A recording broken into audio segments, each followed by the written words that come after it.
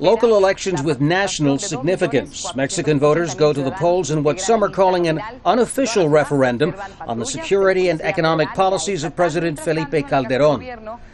They're casting their ballots in cities, towns, and villages where drug-related violence has been raging. In some places, candidates themselves have been targeted. Last week, the frontrunner for governor in the state of Tamaulipas was assassinated by hitmen on his way to a campaign event. There are worries that the violence could prevent many voters from participating. Well, let's see what happens with the elections. I hope there aren't any killings or robberies. You know how things get. And well, I recommend people to be careful when they leave their homes to vote. In southern states also holding elections today, the biggest issue is poverty.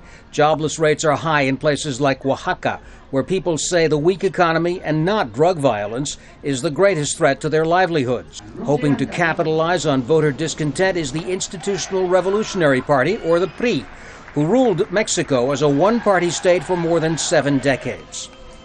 Today we are demanding that the government of President Calderon redefine his strategy to combat organized crime. The president is also obliged to build a political dialogue with all the political forces in the country. In 2000, many hoped a full-fledged democracy would be ushered in when Vicente Fox became the first opposition president ever. Now many doubt that elections can actually bring the changes Mexico needs so badly. Above all, the organized crime in politics really affects the outcome of the election, but it's preventing people from taking part in a democratic process, which is the most serious thing. When people don't participate in the democratic process, there's no interest in the result.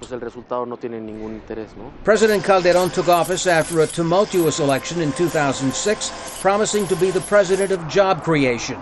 But just days after taking office, Calderon's top priority became fighting the drug cartels, an issue he never mentioned as a candidate, but which has defined his term.